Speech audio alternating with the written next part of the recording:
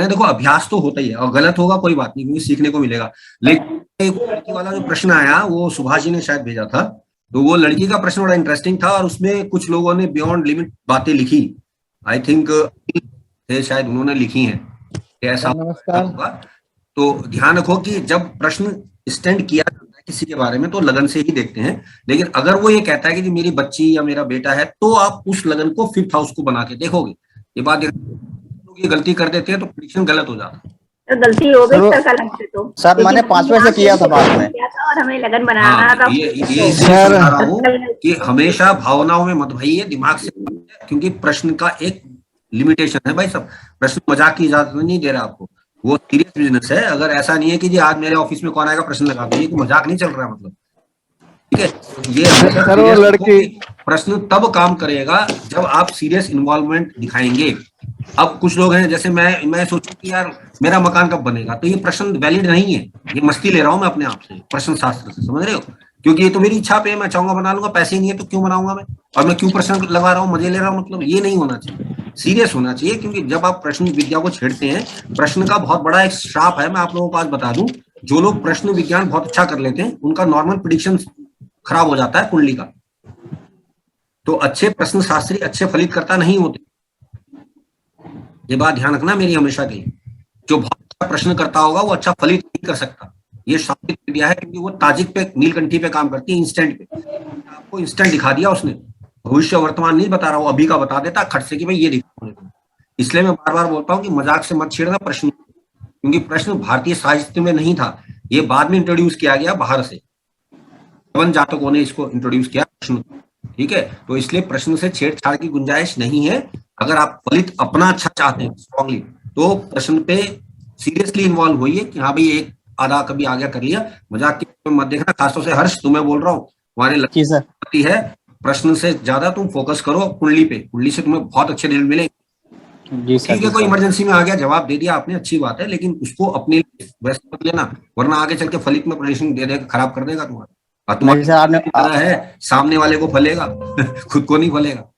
वो आप आज के बाद से हमने गांठ मान लिया, आपने कह दिया। ध्यान रखना ये बात, क्योंकि प्रश्न में ये बहुत गड़बड़ होता है। कुछ लोग होते हैं ना जी, मैं कब घूमने जाऊंगा, अबे खामा की अपना काम दे, है कब घूमने जाएगा, हम कह रहे जाने को तुझे, या कोई तेरे बात के लिए होता है। कुछ लोगों की आदत हो जाती है, तो वो ऐसा नहीं होना चाहिए। इसीलिए मैंने कल सुबह एक पोस्ट डाली ना प्रश्न के कुछ चमत्कारिक। जी जी जी सर बहुत बढ़िया थी। मैंने तुम्हें एग्जांपल भी दिया था ना कि मेट्रो में क्या होता है, जब मेट्रो रुकती है ना, तो मैं प्रश्न लगाया देखा यार लगन में राहु होता है उस समय, जब ब्रेक अचानक स्टॉप पे नहीं। तो मुझे ये समझ में आया कि, तो फिर मैंने वो बोला है लास्ट में, हो सकता है गलत भी हो, लेकिन मैंने ऐसा पाया है। तो ये इसलिए है क्योंकि मैं इंस्टेंट जाता हूँ रोज, तो मैं देखता हूँ, रोज मेट्रो नहीं रुकती है बीच में कहीं, तो स्टॉप कभी वो जब रुकती है मैं फट निकाल के प्रश्न देखता हूँ, मैंने देखा हो यार राहु हमेशा आता है चौथे। तो सर ये मतलब कोई भी ट्रेन में यात्रा कर रहे होंगे तो ऐसा कोई भी यात्रा, चाहे आप बस में हो चाहे आप एरोप्लेन में हो, कुछ टर्बुलेंस झटका लगेगा जरूर। राहु का काम है चलती गाड़ी पे ब्रेक लगाना ना, भटकाना है उसको। तो यानी सर लाइफ में अगर कुछ एकदम से कुछ ट्विस्ट आ जाए तो उसका मतलब राहु का राहु इसीलिए तो अष्टभाव को और राहु को ये दिया गया कि लाइफ में जो भी अनएक्सपेक्टेड होगा वो राहु करवाएगा। जी अच्छा बुरा दोनों। अच्छे की गुंजाइश थोड़ी कम होती है, प्रोवाइडेड कि अगर आप ही अच्छे आदमी हैं तो आपके साथ बुरा कराएगा, बुरे हैं तो अच्छा करवा देगा। जी राहु तो मैंने कहा ना वो है बदमाश, वो जो है वो उसका उल्टा जवाब देगा। जब वो देखो आप उसको समझो ना, राक्षस था तो देवता बनने गया, जी जी जी राक्षस बनने आया जी। उसको अपने पे असंतुष्टि की भावना है ना, वो अपने से सेटिस्फाई नहीं है राहु। कुछ जी जी लोग होते हैं वो खुद से संतुष्ट नहीं होते, वो कहते हैं हमें और चाहिए और कुछ करेंगे, और वो आगे बढ़ा। ये एलन मस्क बेस्ट एग्जांपल है, अमिताभ बच्चन बेस्ट एग्जांपल है, इनको और चाहिए। राहु है ना, तो राहु की प्रोमिनेंसी है कि वो जो है उससे अलग हटके करेगा ना, और अच्छा है तो बुरा करेगा, बुरा है तो अच्छा करेगा। अब बुरे के लिए अच्छा, हमारे लिए बुरा है, ठीक है ना, ये कहानी है। तो इसलिए मैं कहता हूं कि अच्छे बुरे को अलग रख दो, स्वभाव को पकड़ो ग्रह के, कि वो स्वभाव आपसे क्या एक्सपेक्टेड करा रहा है। ये जरूर नहीं कि गुरु सब कुछ अच्छा ही करवा देंगे। मैंने बहुत कलयुग में इतनी कुंडलियां देख ली है भी, गुरु उनका केंद्र में था, सत्यानाश उनका बेड़ा गर्क कर दिया है गुरु। और दसम गुरु तो बहुत ही बेकार देखा मैंने भाई साहब, खासतौर से तुला लगन के लिए। मेरे पे 5 कुंडलियां हैं तुला लगन की, जिसमें उच्च का गुरु है दसम में, सबकी बैंड बजा के छोड़ी है उसको। वो अच्छा है कि भाई कैरियर है, टीचर है, ज्योतिषी है, वो अलग बात है, लेकिन लाइफ में उसने बैंड बजा के छोड़ी है। इंक्लूडिंग अवर राव साहब, उनका भी 10th गुरु है, तुला का ही है, तुला लगन में ही है। तो ये कहने का मतलब ये है कि कलयुग में जो ग्रह अच्छा है सबके लिए, हो सकता है आपके लिए खराब हो भाई साहब, ये भी समझ लो आप। और हम क्या करें यार, गुरु तो बहुत अच्छे, तो पता लगा इस गुरु ने तेरी बैंड बजा दी। ठीक है, तो ये ध्यान रखने की बात है। और कलयुग में गुरु को हमेशा ये समझ के चलो कि गुरु जहां है वो उसकी अपनी राशियां हो तो बहुत पावरफुल है। जैसे कि 4 में बहुत अच्छा माना गया है, उच्च का हो जाता है, 12 और 9 में तो अच्छा है ही है, वो उसके अपने घर। लेकिन पता लगा वो कहीं गलत जगह पे है तो गलत है भाई साहब। वो आप कहो जी मेरा तो केंद्र में, पता लगा उसने आपकी पिटाई करवा रखी। और ऐसे बहुत केस मिलेंगे तुम्हें कि आदमी बहुत ही बढ़िया है लेकिन कामयाब नहीं है बेचारा, दुनिया ने उसका शोषण कर रखा है। तो इसके लिए गुरु को ये मत सोचो कि गुरु अच्छा ही रिजल्ट देने वाले, क्योंकि बहुत बड़ा मिसकॉन्सेप्शन रख दिया गया है शास्त्रों में लिख के कि लगन में गुरु 1 लाख दोषों को हर लेते हैं। अरे भैया वो किसके दोषों को हरते हैं ये नहीं लिखा उन्होंने, वो कह रहे हैं 1 लाख दोषों को हर लेते हैं। अबे किसके, ये तो बताओ, सामने वाले के या मेरे? और अगर मेरे हरते हैं तो मेरे अंदर 1 लाख दोष है, इसका मतलब ये तो क्लियर हो गया मामला, फिर तो मेरे तो स्यापा हो गया मेरे तो। और अगर सामने वाले के हरते हैं तो मेरा तो घाटा ही है, समझ रहे हो? तो ये समझने का फेर है, हम नहीं समझ रहे। हम गए यार 1 लाख दोष हर लेगा, अरे बहुत बढ़िया। अरे भैया इस बढ़िया ने बैंड बजा दी हमारी। और कभी कभी मैंने ये भी देखा, मैं यहाँ पे ये भी बोलूंगा, हमारे साथ जितने लोग हैं देखना, आपका अच्छा होना दूसरों को प्रॉब्लम देता है। आप तो गुरु हैं, आप अच्छे हैं, लेकिन आपके अच्छे होने से दूसरों को तकलीफ है सालों को, तो वो आपको जीने नहीं देंगे भाई साहब। इवन आपके घर वाले, इवन आपका बॉस जीना नहीं देगा आपको कि भाई तू बहुत अच्छा है यार, तूने हमारा जीना आराम कर रखा है। अब जैसे मोदी है, ना खाओ ना खाने दे, तो सबको परेशानी है ना उस बेचारे से। ये कहने का मतलब है भाई साहब। तो ये बातें ध्यान रखो कि कलयुग में प्रिडिक्शन वो नहीं चलेंगे जो उस जमाने में थे, मॉडर्न अप्रोच करनी पड़ेगी और आपको सोचना पड़ेगा कि ये ग्रह मेरे को क्या करके दे रहा।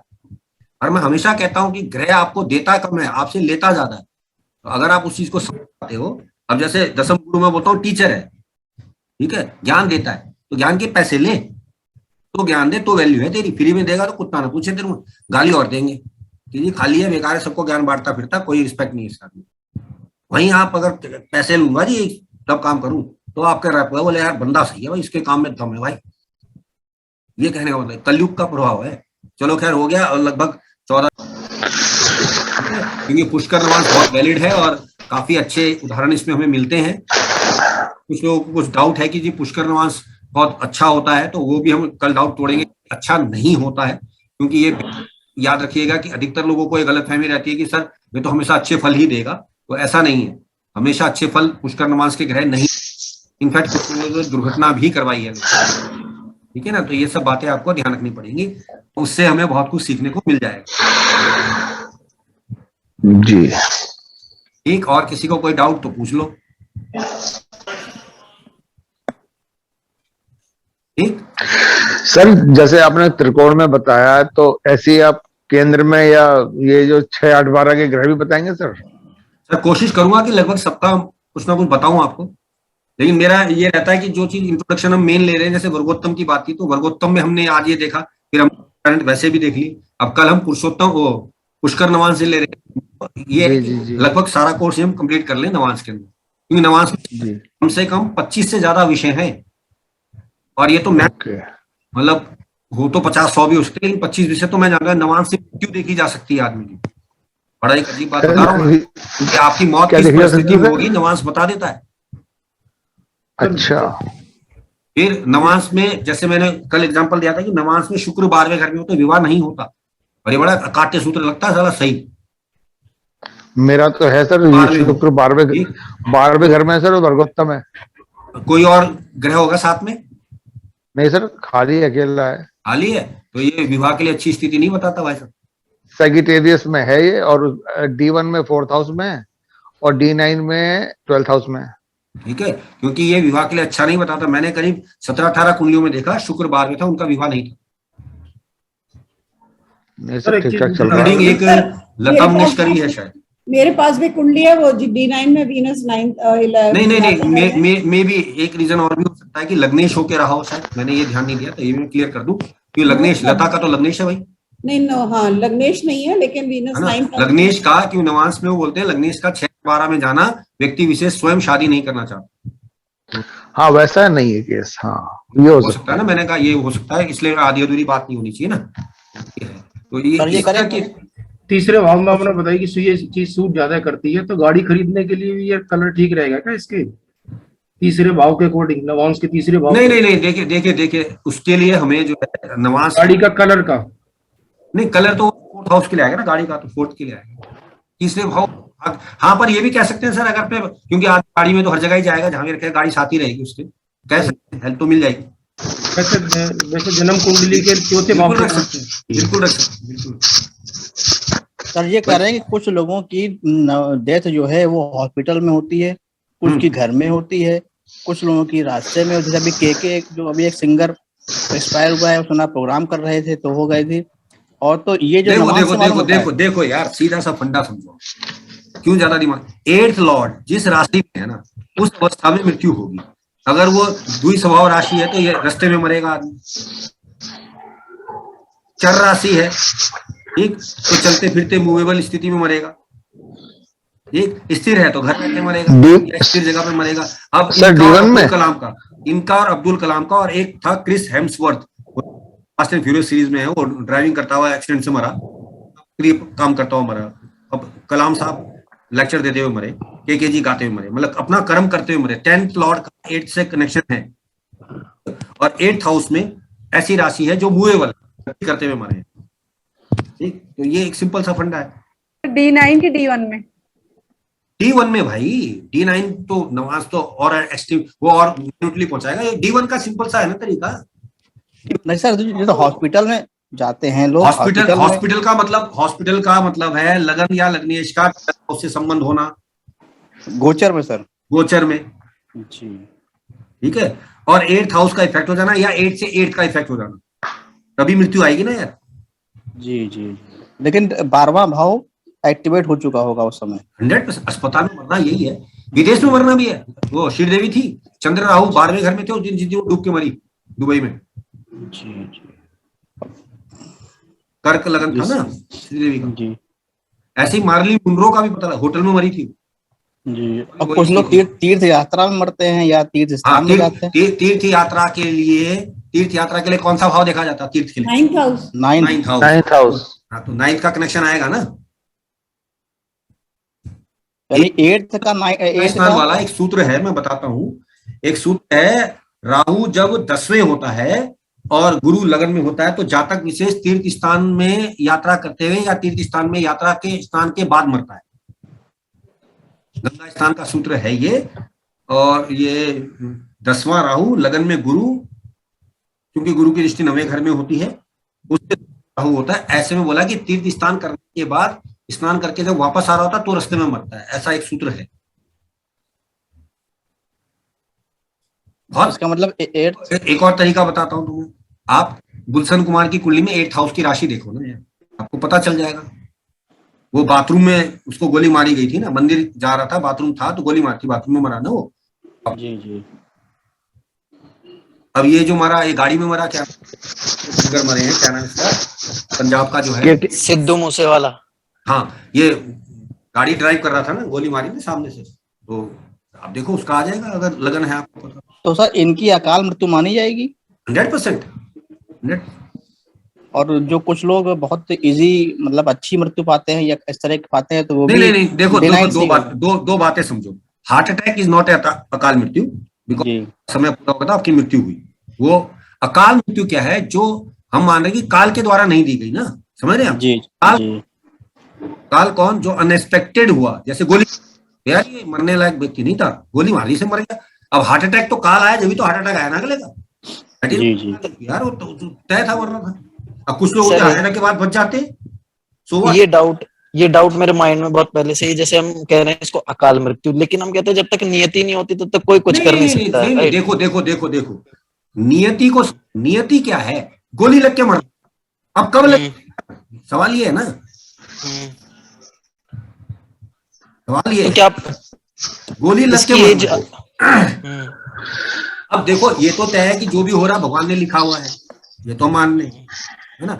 ऐसा तो नहीं कि उसकी मर्जी के बिना तो कुछ हुआ ही नहीं, लेकिन हम ये एक्सपेक्ट कर रहे हैं कि ऐसा लिखा हुआ नहीं ये गोली से मारा जाए, मारा गया है तो एक प्रकार की अकाल मृत्यु ना, ये डिस्टाइन तो नहीं है। अगर वो फौज में होता देन वी विल से कि हाँ यार ये हो सकता था, क्योंकि थाई फौज में तो मरते हैं गोली से, पर ये जरूरी नहीं है क्योंकि कितने लोग रिटायर होके आ गए, आज तक नहीं मरे, वो होने वाली खत्म, ठीक है ना, खत्म होने ये भी वाली बात है ना। तो डिस्टाइन जो है बेसिकली वो जो कि नहीं पता है, दैट इज द काल ना, मरना सबने ये तो तय है, लेकिन कौन कैसे मरेगा।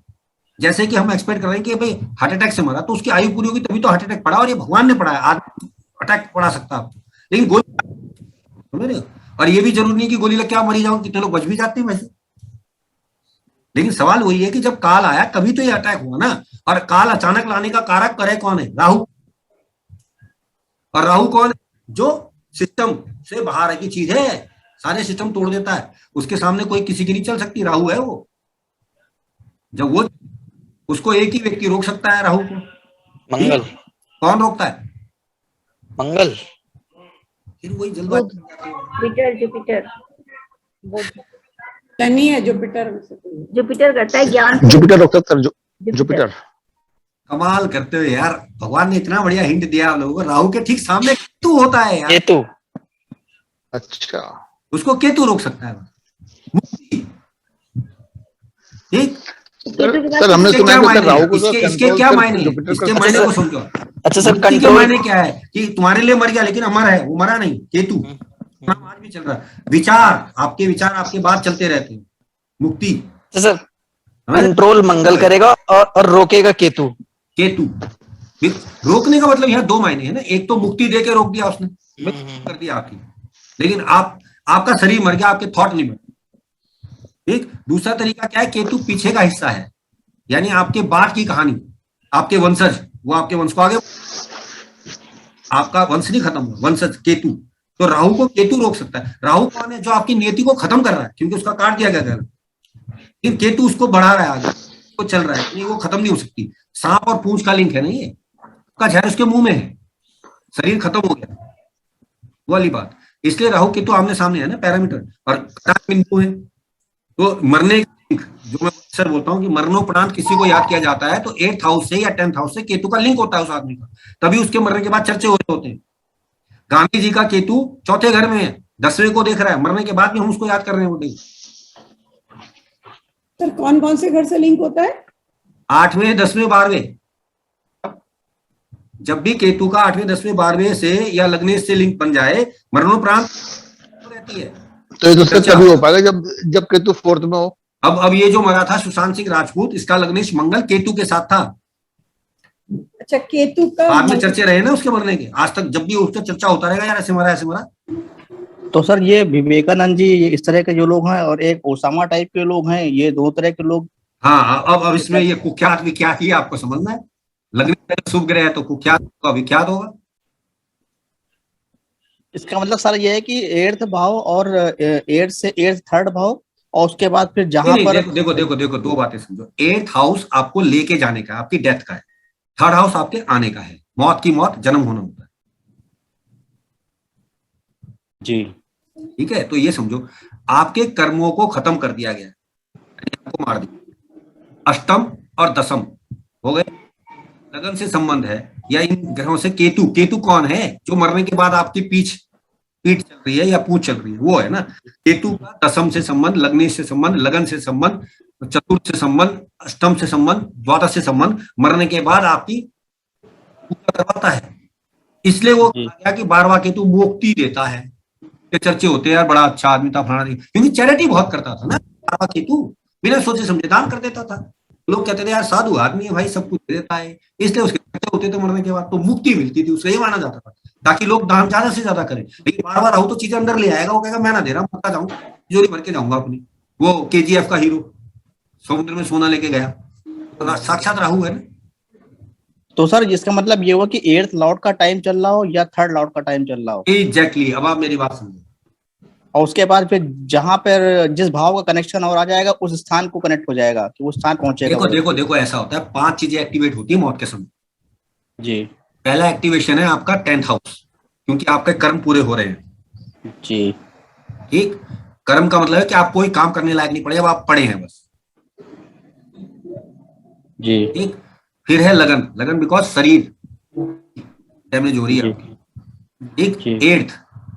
एट्थ हाउस यानी कि आपकी आयु समाप्त हो रही है। जी 12th आपको बाहर जाना है या अब आप खत्म कर दिए जा रहे हैं।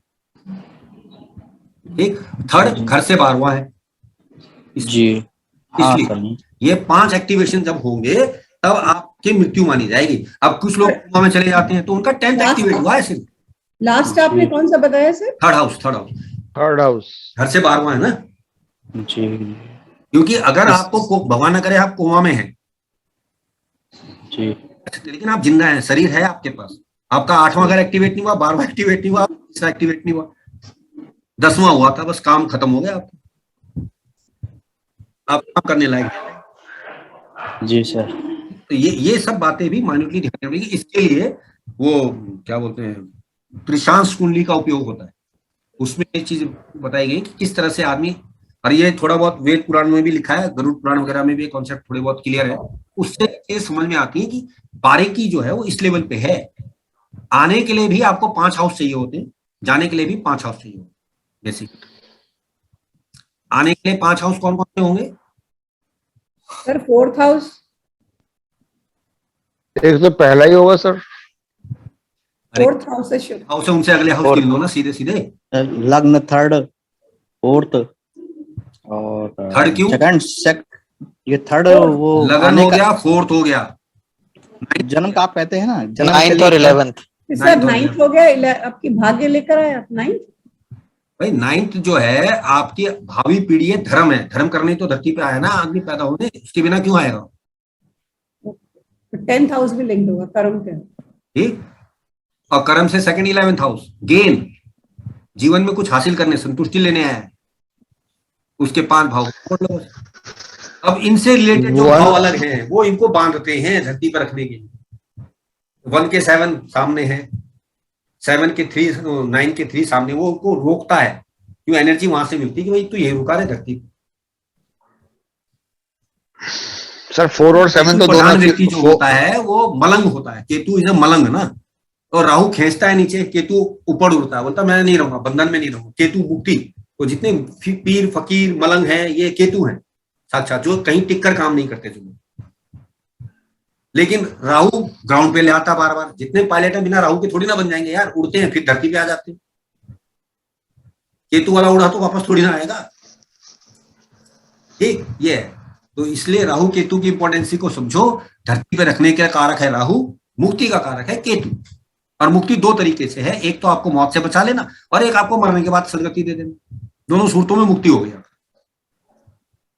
सर मुझे लगता है सर एक जोशी जितना शांत हो सकता है उतना ही परेशान भी हो सकता है। ही है यार। मुझे एक बात बताओ, जो भी व्यक्ति ज्यादा जिज्ञासा ले लेगा उसको तो परेशानी होने वाली है ना, क्योंकि उसको दिख रहा है वो सब चीजें, इमेजिन हो रही है यार, धरती ये पैटर्न है, ये होना है, ये होगा। तो अब आप स्थिर कैसे रह सकते? तभी तो उन्होंने पहले ही लिख दिया है कि ज्योतिष को 100 अध्याय करना चाहिए खूब। 100 अध्याय का मतलब स्वयं के बारे में पढ़ता रहे कि भाई ये कहानियां हैं। धीरे धीरे जब आपके अंदर ये भावना आ जाएगी तो आप शांत हो जाएंगे, तो आपको सब पता चल गया। अब वो कहता है कि जो जितनी नॉलेजेबल आदमी उतना शांत है, क्योंकि उसको पता है, मैच्योरिटी पता है उस बात की। धोता चना बाजेगा ना, वो जिसको नहीं पता वो जल के चिल्लाएगा कि मैं बताऊं। जिसको पता वो शांत पड़ा है, वो कहीं नहीं भटकेगा, उसका भटकाव खत्म होता है। बिकॉज राहु भटकाव देता है, धरती पे भटकाव है। आप केतु ऊपर आकाश में चले गए ना, तो अब आपको भटकाव खत्म है ना। अब आपको पैरेलल दुनिया होगी सामने, आपको सब समान दिख रहा है, सब पैरेलल होगी।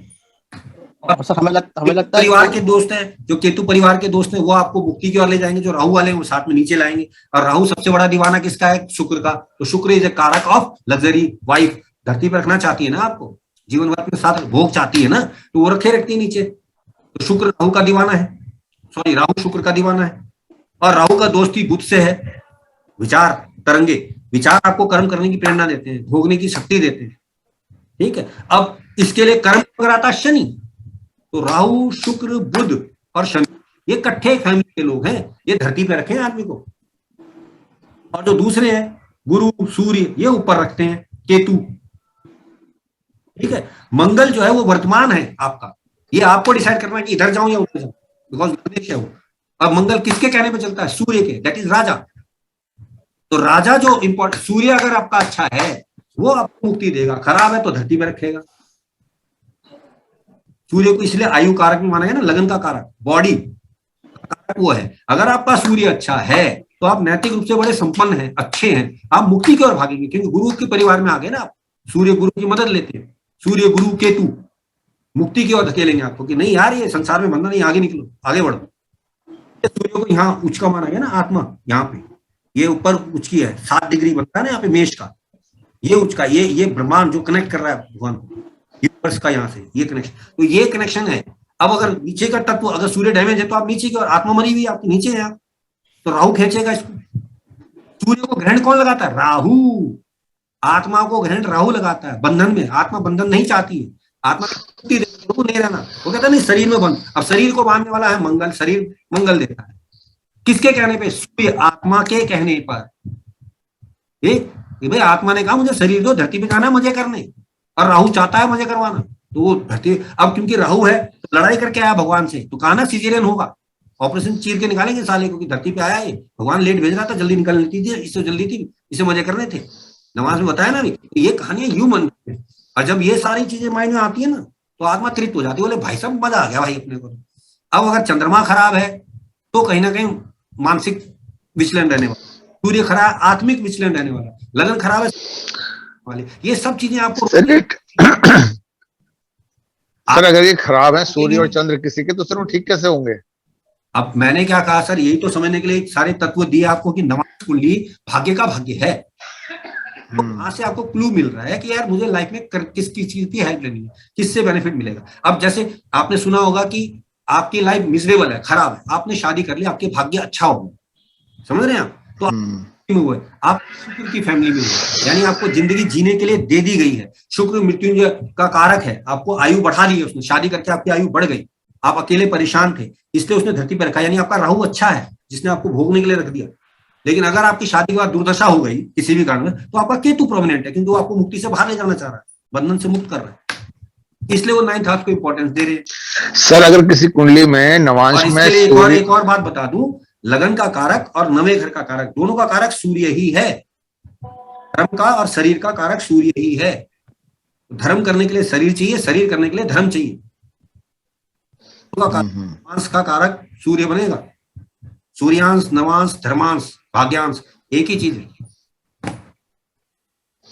सर। इसीलिए ये जो हॉस्पिटल में और प्लेन में जो लेडीज होती हैं, मतलब नर्स और यहाँ एयर होस्टेज होती है, तो राहु का मान सकते हैं क्या? राहु शुक्र का दीवाना जो आप बता रहे हैं। और क्या बता रहा हूँ यार, ये सारी रामायण बता रहा हूँ, तुम्हें यही समझा रहा हूँ भाई। राहु रखेगा ना, राहु को मजे चाहिए ना, और मजे धरती में है यार, मौत थोड़ी ना आ रही, स्वर्ग में मजे थोड़ी ना आ रहे।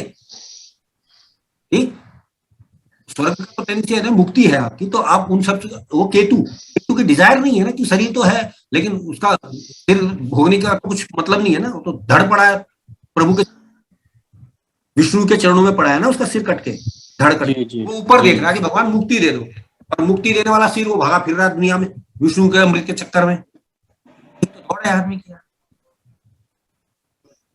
तो सर ये भी कहते हैं कि राहु को कंट्रोल करना हो तो विष्णु जी की उपासना भी सही रहेगी। 100%। अब प्रॉब्लम क्या है कि विष्णु ने रूप में राहु को छला था जी, तो राहु रोकता है आपको बंधनों से, वो पूजा नहीं करने देगा, आपको रोकेगा। इसीलिए टाइम और मैंने एक बार पहले भी बताया था कि सबसे बड़ा रोकने का कारक जो है वो शुक्र है। शुक्र कौन? धरती पे संजीवनी का कारक स्त्री जी। ठीक, तो भगवान तक आदमी ना पहुंचे, इसलिए स्त्री की रचना की गई है कि भाई स्त्री लगा के रखेगी इसको अपने चक्कर में। जी जी जी। ठीक, और वही आपको मृत्यु संजीवनी भी दे रही है, यानी जीने की उमंग देती है कि जियो, आप मरो मत, जियो। अगर मर गए तो भगवान के पास पहुंच जाओगे ना, तो भगवान ने इसलिए तैयारी करी है, शुक्र को तामील दे दिया। शुक्र बेसिकली क्या है, हमारे शरीर में डीएनए जो प्रोड्यूस होता है, दैट इज अवर स्पर्म, वो हमारी जनरेशन से जनरेशन चल रहा है, पिता से बेटे में, बेटे से नाती पोतों में जाता है, नीचे जाता है, वो कभी नष्ट नहीं होता, आपकी संस्कृति कभी नष्ट नहीं होती, वो शुक्र के रूप में आपके परिवार में चलती रहती है, जिससे मंगल बनता है, दैट इज ब्लड, वो नियति चलती रहती है लाइफ की। तो सर भगवान खुद नहीं चाहते कोई हमारे पास पहुंचे। एग्जैक्टली। अब आप मेरी बात समझिए, ये मैं कहना चाहता हूँ, क्यों उसने आपको भेजा इसलिए धरती पे कि आपके कर्म अधूरे हैं, भोग कर आइए, खत्म करके आइए। कुछ लोग बोलते हैं जी मैं तो बहुत अच्छा हूँ। अरे भैया तू अच्छा है इसलिए तो तेरे को भोगने को भेजा कि अब गलत हो गया, ताकि जीरो कर इस हिसाब को। जब तक जीरो नहीं होगा मुक्ति नहीं मिलेगी। हम अच्छा, वो सच में ये कहावत सही में सच है कि मतलब बैलेंस बनाना होता है दोनों कर्मों के बीच में। भाई साहब मैं लिख के देने को तैयार हूँ। कलयुग में जितने अच्छे लोग हैं वो ज्यादा परेशान है। क्यों? तो इतनी अच्छी आत्माएं हैं कि यहाँ उनको गलत कर्म करने के लिए भेजा गया, वो फिर भी अच्छा करते बेचारे, डर के मारे, शर्म के मारे, तो उनकी मुक्ति नहीं हो रही, उनकी दुर्गत कर रखी है भगवान ने। एक आदमी बहुत बुरा था, आया, ज्यादा दिन नहीं जिया, थोड़ी बहुत आनंद लिए चला गया, उसने वो अच्छा ही यहाँ पे काम करके मुक्ति ले ली। इसलिए कहावत बनी कि जितने अच्छे लोग होते हैं। सर इसीलिए विश्वामित्र जी की तपस्या भंग करने के लिए मेनका आ गई थी। अब आप समझ रहे हो ज्योतिष को, ये हुई ना बात। देखो कि आगे ना बढ़ो, इसमें चक्कर मत हो। भाई देखो इसको समझो ना यार। इंद्र कौन है? इंद्र बेसिकली हमारी इंद्रियां हैं, इंद्रियां भोगती हैं। तो इंद्र ने रोका ना किसको? विश्वामित्र को। जी सर। ठीक है, इंद्रियां रोकेंगी ना उसको कि भाई तू। विशाखा नक्षत्र से संबंध होता है इस बात का। विशाखा नक्षत्र में पैदा हुआ जो व्यक्ति होता है वो पूर्व जन्म में अपनी तपस्या छोड़कर भागा होता है, औरत के चक्कर में, शराब के चक्कर में। सर ये हमेशा आधा काम करके छोड़ देते हैं विशाखा वाले। ये मान सकते हैं कि मतलब जैसे जो विश्वामित्र वाली घटना घटी तो कहीं ना कहीं उनके मन में वो इच्छा जरूर रही होगी। यार तभी शकुंतला का जन्म हुआ, दुष्यंत, सारी बात है वो तो। बिना इच्छा के तो कोई चीज हो ही नहीं रही है ना। देखो समझे जी जी। मैंने हमेशा कहा है कि इच्छा का कारक है चंद्रमा और नेगेटिव इच्छाओं का कारक है राहु, और यही दो ग्रह हमें धरती पर जन्म देते हैं। क्योंकि अगर राहु और इच्छाओं का हाउस, जी सर इच्छाओं का हाउस है 11th हाउस। नहीं, इच्छाओं की संतुष्टि का भाव है। इच्छाओं की संतुष्टि का भाव। इच्छा का भाव कौन सा होगा? 3rd house. इच्छाएं क्या है? डिजायर। कौन सा हाउस होता है desire? 11th house. 3rd house sir, 3rd house. अच्छा कैसे 3rd क्यों? सबकॉन्शियस माइंड में सर चलती रहती है ना हमारी इच्छाएं। इच्छा पूर्ति आपकी 11th हाउस है। तो इच्छा कौन सा हाउस होगा? 5th हाउस हुआ सर फिर तो। 5वां घर। उसके हिसाब से तो 5th हाउस हुआ। 5th हाउस हुआ ना। हमें तो आज तक यही पता था 3rd हाउस। सर केतु के 3rd नक्षत्र हाउस वालों को सबकॉन्शियस माइंड है, इच्छाएं नहीं है। इच्छा इज 5th हाउस। इच्छा मनोरंजन से संबंधित होती है ना, कुछ करने का, प्रसन्नता का भाव। सूर्य है ना क्रिएशन का कारक, सृजनात्मक का कारक सूर्य है, तो इच्छा वहां से है। और वो चंद्रमा से दूसरा भाव है। सर जो केतु के नक्षत्र लेके आते हैं दुनिया में, क्या उनका मतलब केतु से रिलेटेड मतलब चीजें होती हैं उनके अंदर? जैसे नहीं, उनके अंदर लाइफ में ज्यादा प्रपंचों में पढ़ने की इच्छा नहीं होती। केतु के नक्षत्र अगर आप देखें तो ये बेसिकली काम त्रिकोण के जस्ट अपोजिट होते हैं ना। ठीक है, 3, 7, 11 में होते हैं केतु के नक्षत्र। राहु के नक्षत्र इसके जस्ट अपोजिट लगा लो, 1, 5 है ना केतु के नक्षत्र। तो 1, 5, 9 वाले तो वैसे अग्नि तत्व वाले हैं, आत्म प्रधान है, तो वो लोग तो मुक्ति प्रपंच से ऊपर ही रहेंगे ना हमेशा। अच्छा, तो ज्यादा प्रपंच में नहीं पड़ते। मलंग, चंद्र केतु का संबंध हो या चंद्रमा केतु के नक्षत्र में हो तो बेसिकली आदमी मलंग होता है, फकीर। लगन का नक्षत्र की बात हो रही है या फिर चंद्र के नक्षत्र? चंद्र सर, मैंने कहा ना लगन का तो शरीर है ना सर, लगन तो शरीर है। शरीर तो भोगेगा तब जब उसकी इच्छा होगी। अब कोई मरीज पड़ा है, उसके सामने कितनी भी औरत भेज दी जाए वो क्या करने वाला है, या उसकी शादी कर दो क्या करेगा मरीज बेचारा। तो हमें भोगने के लिए मिला है, लेकिन चंद्रमा के द्वारा, मन के द्वारा, मन ने प्रकट की इच्छा कि भाई मुझे ये चीज करनी है, तो शरीर मुझे, और शरीर किसने दिया मुझे? सूर्य ने। क्रिएशन सूर्य है, पिता ने मेरे, समझे? शरीर उसने दिया, और वो बना कहाँ? मंगल लगन में। 5 से चली आत्मा 9 में जाके मिली जीव के साथ है। जीव आत्मा पैदा हुआ मंगल। 1, 5, 9 ये 5 से चली आत्मा, सबसे पहला हाउस, इसलिए पूर्व जन्म का हाउस 5वां रखा गया। 5, 9, 1। 5 से आत्मा निकली, 9 में यानी जीव के पास पहुंची, जीव आत्मा बनी, 5 से शरीर पे आई। तो 9 महीने का चक्कर है, 9 महीने में बच्चा पैदा होता है। ये सर मैं एक चीज जानना चाहता हूँ कि हमने कई बार इस बात को अनुभव किया है, कोई अप्रिय घटना घटनी होती है तो मुझे उसके सिम्टम्स मिलने लगते हैं। अब देखो, उसका उस व्यक्ति का मुझसे बस कनेक्शन होना चाहिए कैसे भी करके, मतलब नहीं कहीं ना नहीं कहीं से नहीं नहीं, देखो देखो ऐसा होता है, दो बातें हैं। अभी मैंने बताया ना, पूर्व अनुमान का कारक ग्रह जो है या पूर्व आभास का कारक ग्रह केतु है। जी। केतु का तुम्हारे किसी प्रोमिनेंट हाउस से कोई लिंक है? अष्टम में है सर। बस अभी लोग, अब सारी बात आ गई, फिर वो ज्योतिष की बात आ गई ना अष्टम। तो वो बिल्कुल मुझे लिंक, वो सिम्टम्स मिलने लगते और हैं मुझे। अष्टमेश कहाँ है? अष्टमेश सर सेकंड में। बस लो, शनि केतु हमने समझ। जी। और केतु की 5वीं दृष्टि 12वें पे, ये भी कह सकते हैं। नहीं, दृष्टि का तो खैर अलग कॉन्सेप्ट है, यहाँ केतु का होना ही अष्टभावी है ना सीधा। जी जी। सर केतु अंधकार में चला गया, ऐसे भी तो सोच सकते हैं। हाँ, तो आत्मा अंधकार में चली गई, तो आत्मा को कौन सी लाइट चाहिए देखने के लिए? अंधेरे में तो आत्मा बहुत बढ़िया काम करेगी। यही तो समझना है ना यार, आत्मा को कुछ नहीं चाहिए, वो कहीं भी आ जा सकती है। सर अगर सर क्योंकि आत्मा प्रकाशित मानी गई है, तो आत्मा का कारक इसने सूर्य को रखा गया। पर शनि को भी तो कहते हैं ना सबकॉन्शियस, मतलब जो इनको नहीं, शनि तो 8वें घर का कारक है, सबकॉन्शियस नहीं। शनि को सिर्फ कर्म के लिए कहा गया है, कर्म के लिए आप धरती पे आए हो। कुछ भी कर बातें हमेशा ध्यान रखो। पहली बात, आपका चंद्र का नक्षत्र, बिकॉज वो आपके आने का फंडा क्लियर करेगा धरती पे। नक्षत्र कि आप क्यों आए और क्या पर्पस था, वो है, वहां से आपकी लाइफ स्टार्ट होगी। ठीक, चंद्र जहाँ है वहां से आपकी लाइफ स्टार्ट होगी, वहां से आपका प्रोसेस चलेगा। इसीलिए केतु का नक्षत्र सबसे पहले रखा गया है। वैसे तो सूर्य का है ना। नहीं, केतु का है।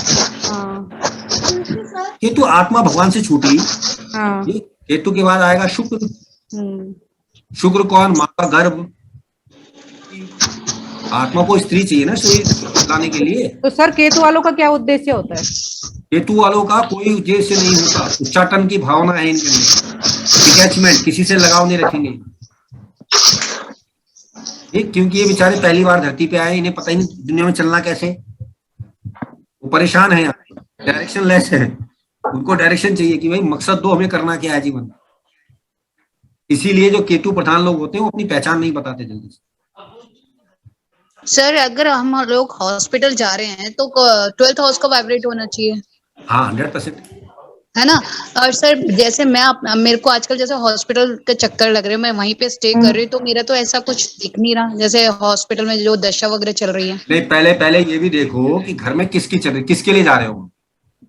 सर मदर इन लॉ के लिए। हाँ, तो आप मदर इन लॉ की दशा को पकड़ो ना पहले, कि उसको अस्पताल जाना, लेकर आप जा रही हो। भाई डॉक्टर भी तो जाता है, उसकी दशा थोड़ी ना होती है। कारण देखना पड़ेगा ना कि किसके लिए जा रहे हो आप, अपने लिए थोड़ी ना जा रहे हो। सर लेकिन मैं भी तो सडन ही जा रही हूँ, कोई रीजन नहीं है। और मतलब अरे तो आप मत जाओ ना, आपको कह कौन रहा है? सर इनका 6th हाउस अब आप कहोगे कि उनको लेके कौन जाएगा, तो यार नन ऑफ योर बिजनेस, तुम क्यों लेके जा रही हो? कारण समझ, यही तो समझने की कोशिश कर रहा हूँ कि भाई तुम्हें ही ले जाना पड़ता, तो समथिंग रिलेटेड है ना दैट से। अब आप अपनी उसका कारण ढूंढो कि वो व्यक्ति जाएगा, उसको लेके मैं जाऊंगा, उसका मुझसे कोई लिंक होगा, तभी तो मैं लेके जाऊंगा। या तो मेरी दशा या उसकी दशा। 9th हाउस होगा। तो इसका मतलब जो सर गोचर में चल रहा है वो D1 चार्ट में बैठा हुआ है। जैसे दशम भाव में देखिए शनि बैठा हुआ है, जो अभी ट्रांजिट में पंचम भाव में चल रहा है। केतु लगन में बैठा है, जबकि वो छठे भाव में D1 में है। नहीं, उससे मतलब नहीं, सिर्फ ये देखो कि इस समय आपकी दशा क्या है। शनि में शनि केतु चल रहा है सर। अब केतु कहाँ है? केतु तुला लगन में है। केतु वो मेरा लगन है फर्स्ट हाउस में। फर्स्ट हाउस में है। और D1 चार्ट में सर छठे भाव में बैठा हुआ है। फिर वही रोग ऋण शत्रु। कंफ्यूजन क्यों क्रिएट करते हो? D1 चार्ट को देखो ना सिर्फ। सर सर कंफ्यूजन है, गोचर को देखें या D1 चार्ट को देखें? समझ में नहीं आती तुम लोग, मतलब इतना कंफ्यूजन रखते क्यों? सीधा सा पहले कुंडली में अपने देखो कि ग्रह कहाँ पर है। ठीक है कुंडली में केतु छठे है। हाँ जी बिल्कुल छठे में बैठा तो 12वें से लिंक है कि नहीं उसका? बिल्कुल दृष्टि जा रही है। तो इस दौरान तुम्हें वो अस्पताल के बीमारी के चक्कर कटवा सकता है, पहली बात। ठीक है सर, बिल्कुल करवा रहा है। ठीक, अब गोचर में इस समय लगन पे बैठा है सर। अब लगन यानी तुम्हारा शरीर। हाँ बिल्कुल सर। बन गया कनेक्शन। बिल्कुल। अब क्योंकि वो लगन में वो है तो तो है। प्रोमिनेंटली रिजल्ट देगा छठे घर वाले, प्रोमिनेंटली, क्योंकि लेकिन सर ये तो सितंबर के बाद चला है ना, अब ये कुछ दिनों में तो मदर इन लॉ घर आ जाएंगी, तब भी तो वो वहीं पे रहेगा लगन में। जैसे शनि वक्री होगा वापस आ जाएंगी ना। हाँ बिल्कुल सर, वो तो आ ही जाएंगे तो थोड़े दिन में। महादशा को भी तो देखोगी अपनी, नहीं ये तो केतु का इम्पैक्ट। हाँ तो शनि, ये तो तुम मान रही हो सकता है 1.5 साल केतु वहां रहेगा, डिग्री को भी देखो ना अपने, नवांश को भी देखो, ऐसे थोड़ी क्या 1.5 साल तक चक्कर कटवाता रहेगा। तो सर ये भी हो सकता है, लोन है, कर्ज है, दस शत्रु, ये भी तो आ सकते हैं लाइफ में। नहीं देखो, केतु छठे और 12वें का लिंक दे रहा है जी ठीक है। केतु बीमारी से संबंधित है, रोग ऋण शत्रु से संबंधित है, ये सब चीजें देता रहेगा जब तक शनि में केतु है पर्यंतर में। फिर जैसे लेकिन नानी केतु हटेगा तो दशा हट जाएगा। मामा पक्ष का दे सकता है कोई लिंक। कोई भी लिंक देगा। सर सेवा भाव भी तो 6th हाउस से देखेंगे। हाँ तो वही तो कह रहा हूँ, सारी कहानी बता तो रहा हूँ, सेवा कर तो रही है। ये रीजन है। मैंने कहा देखो, कोई भी चीज अगर हम परफेक्टली चाहेंगे कि पक्की पकाई मिल जाए, ऐसी नहीं मिलेगी, कुछ आपको खोदनी पड़ेगी। जैसे हमने अभी खोदी कि भाई तुम्हारी सास का लिंक बना अस्पताल से, लेके कौन जाएगा भाई? अब हस्बैंड नहीं ले सकता, लेकिन तुम ले जा रही हो तो कहीं ना कहीं तुम्हारा लिंक है ना उस औरत से, जब तो तुम ले जा रही हो कि हाँ भाई मैं बहू हूँ, मुझे जाना है। चल सर रुग्णालय इनके शरीर में आ गया, बेटा ले जाए, वही तो रुग्णालय इनके शरीर में आ गया, छठा लगन बन गया। लगन में केतु आ गया और ना। अगर ये ऐसा नहीं करेंगे तो खुद भी बीमार हो सकती है। नहीं ये मैं नहीं कहूँगा, ये मैं छठा घर बीमारी का इनका नहीं है ना, वो रोग ऋण शत्रु कई सारी चीजों का। वो हम पर्टिकुलर, मैंने कहा ना, ये तो एक्सपर्टाइज बताएगी कि कितना काम आपने कर रखा है, कि क्या प्रॉब्लम आएगी। तो छठे घर में अभी हर्ष ने भी तो कहा कि ये भी हो सकता है, कई सारी चीजें, लेकिन यहाँ पे हिंट मिला कि केतु लगन में गोचर कर रहा है, इस व्यक्ति के साथ कुछ होगा जो कि हॉस्पिटल से संबंधित हो सकता है, क्योंकि इसको लेके जाना पड़ेगा। केतु छठे और 12 से कनेक्टेड है इसकी, और वो हमेशा नहीं होगा, 1.5 साल रहेंगे तो उसमें कुछ समय के लिए देखिए कि डिग्री वाइज या क्या बोलते हैं इसमें अष्टक वर्ग में देखो कितने अंशों में है, क्या है, तो रीजन दे देगा। और केतु उल्टा चल, गिनती उल्टी होगी। ठीक, चलो फिर आज के लिए इतना। कल हम मिल रहे हैं पुष्कर नवांश के साथ। आप ये सब अपने एग्जांपल्स देख लेंगे और ढूंढ और देखो कि क्या क्या हिंट आपको मिलते हैं। जैसे 2-3 मनीष जी ने बताई दी अपने, कुछ और भी मैं चाहूंगा आप लोग निकालें। मेरा भी मैंने देख ही रखा है, सूर्य पंचम है मेरे, तो वो भी है, तो उससे पता चल जाता है। ठीक है ना, चलो फिर आज के लिए इतना, फिर मिलते हैं। नमस्ते।